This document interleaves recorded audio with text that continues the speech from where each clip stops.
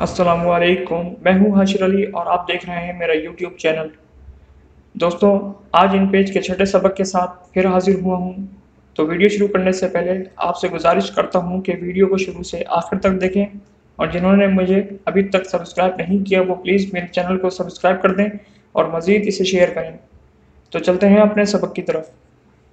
तो picture editing ribbon बार जानने के लिए हम यहाँ पर पहले पिक्चर टूल ले लेते हैं। देखें, ये पिक्चर टूल होता है। इससे पहले वाली क्लास में मैंने आपको बताया था कि पिक्चर टूल, ये तीनों टूल्स पिक्चर टूल कहलाते हैं।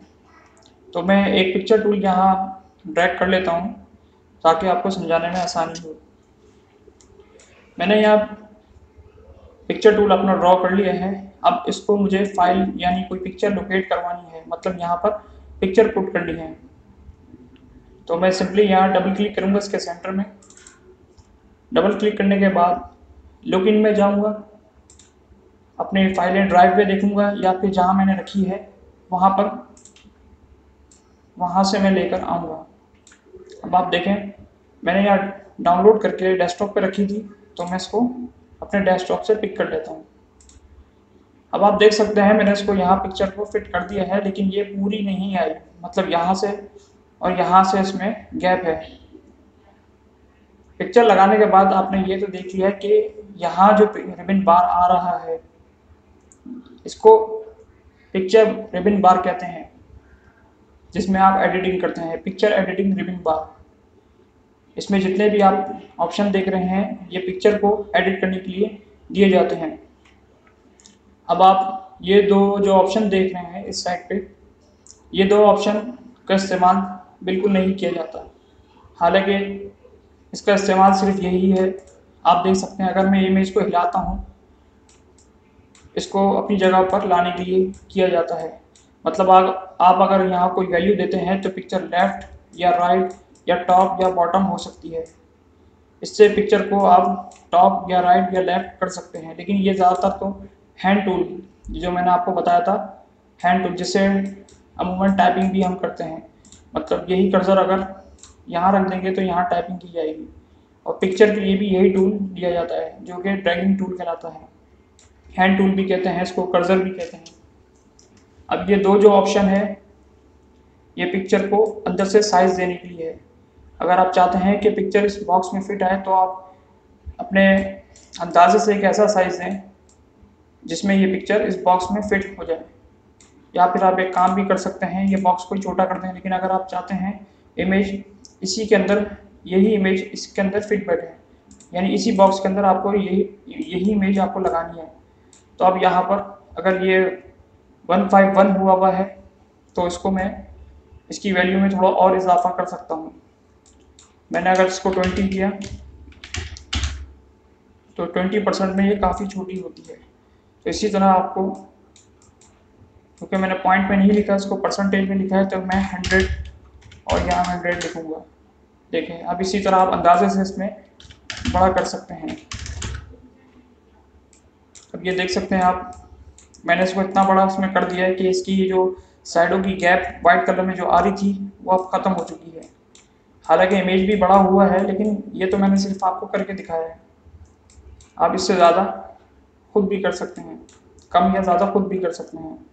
मैंने इसको 350 रख दिया, लेकिन दोस्तों 350 के अंदर भी ये बिल्कुल सही आ रहा है। और अगर मैं इसको 250 करता हूँ तो 250 के अंदर भी ये ठीक बैठ रहा है। तो इन दो टूलों को आपका इस्तेमाल पता लग गया है कि ये इमेज को हाइट और विड्थ से बड़ा छोटा करने के लिए है। अब आपकी ये दो जो टूल बचे हैं, इनमें ऊपर वाला जो ऑप्शन है ये इमेज को लाइट करने के लिए और ये वाला नीचे डार्क करने के लिए। लाइट करने की ज़रूरत इमेज को ज़्यादा पड़ती है, जबकि इन पेज में डार्क अगर कर देंगे और अगर आपको इसके ऊपर टाइपिंग वगैरह करनी हो तो टाइपिंग होती है ब्लैक कलर के अंदर, तो डार्क इमेज के अंदर वो ज़्यादा शो नहीं होती। तो आप अगर यहाँ से इमेज के ऊपर 20% करते हैं तो आप देख सकते हैं इमेज थोड़ी लाइट हुई है। इसको और 30% कर देंगे तो देख सकते हैं आप कि ये लाइट हो गई है। अब इस पर आप डार्क करना चाहें तो ये वापस ज़ीरो कर सकते हैं, मतलब लाइट की हुई इमेज को अगर आप डार्क करना लाइट करना चाहें तो आप यहाँ से वापस उसको ज़ीरो पे भी ला सकते हैं, और सेम इमेज को आपने लाइट नहीं किया और अगर डार्क करना चाहते हैं तो डार्क करने के लिए ये ऑप्शन इस्तेमाल किया जाता है, जिससे इसका कलर और फेड हो जाता है। तो इसकी ज़रूरत ज़्यादातर पड़ती नहीं है, आप चाहें तो कर सकते हैं। वैसे इन दो टूल का इस्तेमाल यही है कि लाइट और डार्क करना।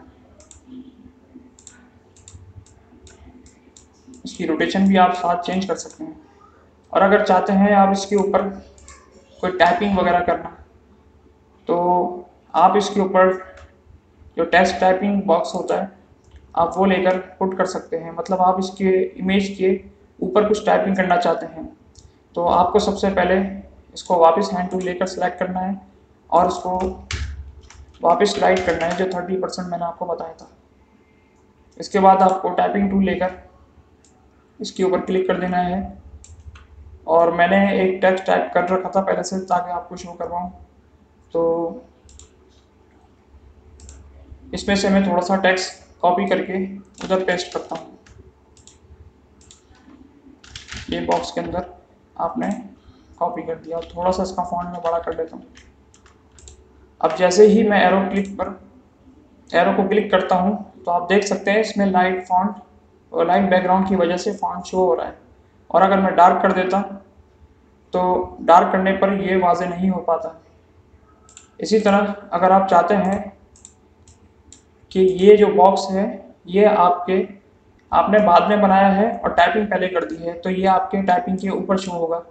मैं आपको दूसरी फाइल पे समझाता हूँ। सबसे पहले मैंने यहाँ से कंट्रोल सी किया, सी करके मैं दूसरी विंडो पे गया जहाँ मैंने टाइपिंग की थी। अब आप चाहते हैं इस फॉन्ट के बैक साइड पे से है, लेकिन जब मैं इसको पेस्ट करूँगा तो ये इनके ऊपर आएगा।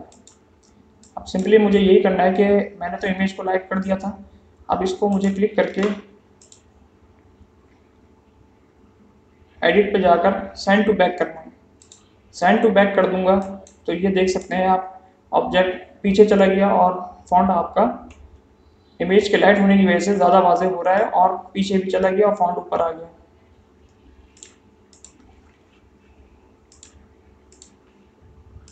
अब इसी तरह जो है इसके अंदर जो इमेज है आप उसको अगर रोटेट करना चाहते हैं तो यहाँ से आप उसको रोटेशन दे सकते हैं। जैसे मैंने 30 किया तो इमेज इसके अंदर की जो इमेज है वो रोटेट हुई है, लेकिन हमें ज़्यादातर जो है बॉक्स रोटेट करना पड़ता है।